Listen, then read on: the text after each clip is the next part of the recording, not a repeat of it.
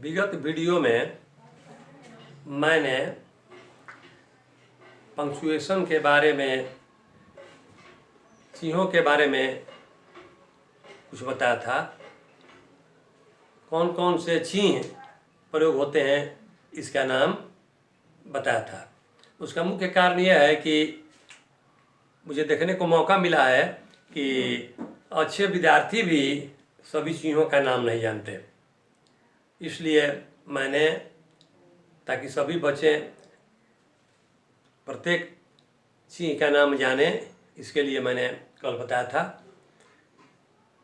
और आज मैं 12वीं क्लास के सिलेबस को बताना चाहूँगा बिहार स्कूल एग्जामिनेशन बोर्ड के बच्चों के लिए, इसलिए कि वे बेसब्र हो रहे हैं अपनी परीक्षा को ध्यान में रखते हुए। ऐसे बेसिक बातों में बहुत सारी बातें मुझे बताना था और बताते भी हैं, जिससे बच्चों को लाभ होता है। लेकिन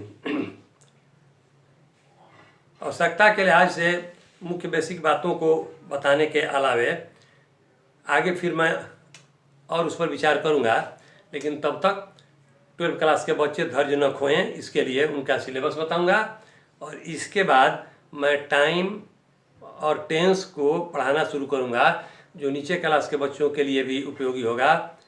11-12 के बच्चे भी पढ़ेंगे, चाहे वे किसी भी बोर्ड के हों। तो आइए देखिए syllabus for class 12 Bihar school examination board.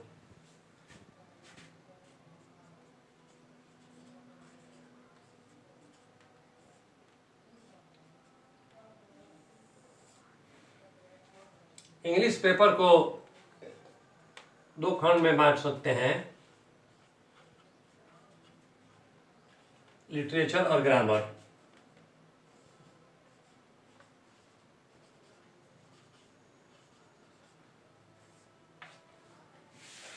Literature को हम लोग ऑलरेडी डिफाइन कर चुके हैं। यहाँ मैं बताना चाहूँगा कि लिटरेचर में बिहार स्कूल एग्जामिनेशन बोर्ड में दो किताबें हैं। एक किताब का नाम है ए स्टोरी ऑफ इंग्लिश और दूसरे का नाम है अ रेनबो पार्ट 2। बस केवल इन्हीं दो किताबों को पढ़ना है। इस पर विचार किया जाएगा, पढ़ेंगे, देखेंगे बाद में। तब तक हम ग्रामर को देखें। ग्रामर में जब 2009 में बिहार स्कूल एग्जामिनेशन बोर्ड ने सिलेबस बनाया था, तो ग्रामर में 7 टॉपिक को पढ़ने को दिया था। वे 7 टॉपिक हैं: tense, number 2 voice, number 3 transformation,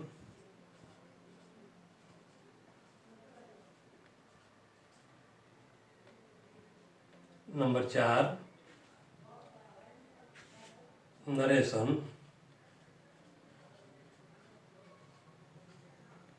number 5 synthesis, number 6 modal auxiliary verb और नंबर 7 idioms and phrases। आज से 2 साल पहले तक, अब जब फिर सिलेबस में सुधार हुआ तो पैटर्न कुछ बदल गए। क्वेश्चन पेपर देखने से बच्चों को पता चल जाएगा। लेकिन 2 वर्ष पहले इन 7 टॉपिक से 3-3 मार्क्स के प्रश्न आया करते थे। मेरा मतलब कि 21 यानी 21 मार्क्स के प्रश्न आते थे। लेकिन आज प्रश्न देखने से बच्चों को लगेगा, और देखना भी चाहिए उनको प्रश्न पत्र, कि कुछ और इसमें जुट गया है। यानी कहने का मतलब कि इस 7 के अलावे उन्हें और भी थोड़ा अच्छी जानकारी रखनी होगी, जैसे आर्टिकल वगैरह।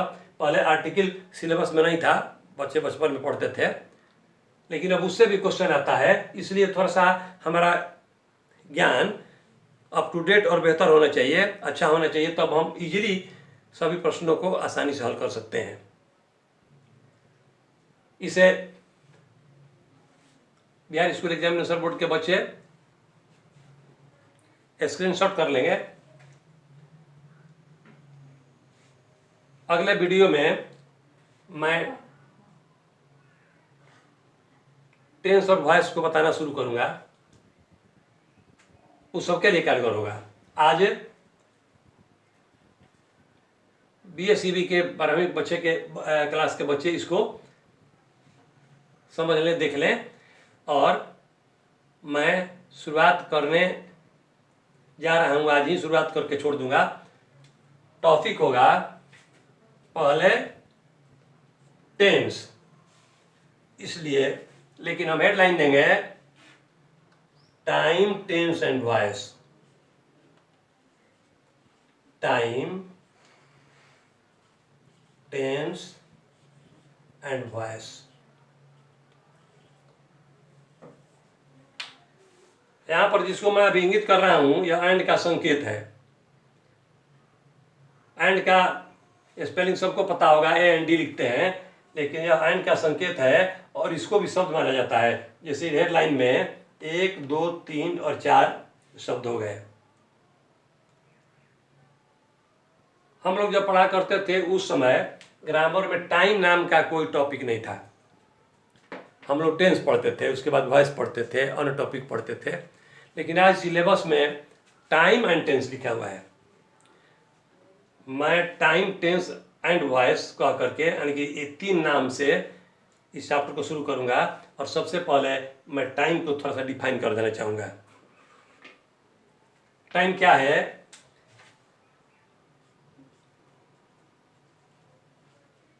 इसके बारे में लिखेंगे, it is a concept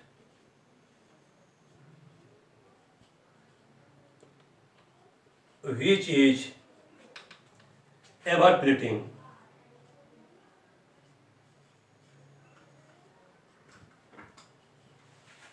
and it waits for none.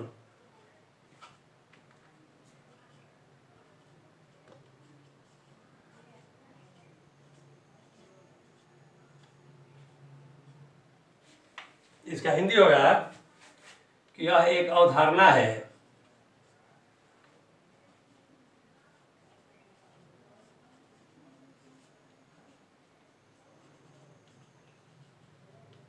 जो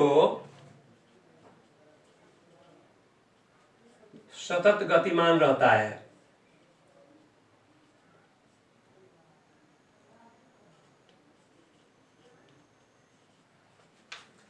और यह कभी किसी की प्रतीक्षा नहीं करता।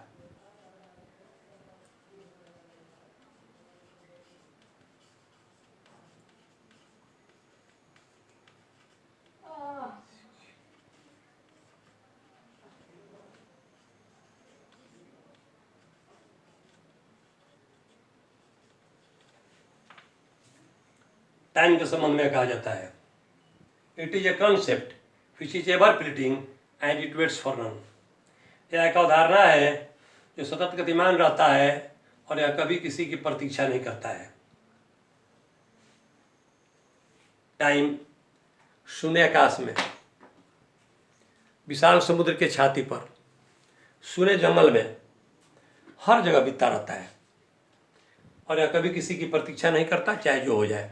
हमेशा यह बीतता रहता है, टिक टिक टिक टिक टिक टिक जैसे कहें आप, यह बीतता रहता है, यह कभी किसी की प्रतीक्षा नहीं करता। इसके बाद मैं टेंस के बारे में बताऊंगा। टाइम में बस केवल डिफिनीशन भर होता है और कुछ होता नहीं है। पहले तो ये हेडलाइन में होता भी नहीं था, टेंस कह के हम लोग पढ़ते थे, वॉइस कह के पढ़ते थे। लेकिन आज चूँकि टाइम, टेंस एंड वॉइस आपके सिलेबस में लिखा हुआ है, इसलिए इस पर भी फोकस करना जरूरी था। और अगले वीडियो में मैं आज इतना ही पर छोड़ दूंगा। अगले वीडियो में मैं आपको टेंस, टाइम और वॉइस को विधिवत विस्तार से बताऊंगा, जो सभी वर्ग के बच्चों के, चाहे किसी भी बोर्ड के हों या कॉम्पिटिटिव एग्जाम के हों, उनकी सब समझदारी अच्छी बनेगी और वे लाभान्वित होंगे। इसलिए आप इसे देखना न भूलेंगे। बच्चे इसे अपना स्क्रीनशॉट कर लें और कल के वीडियो की प्रतीक्षा में इतना ही पर आज समाप्त करते हैं।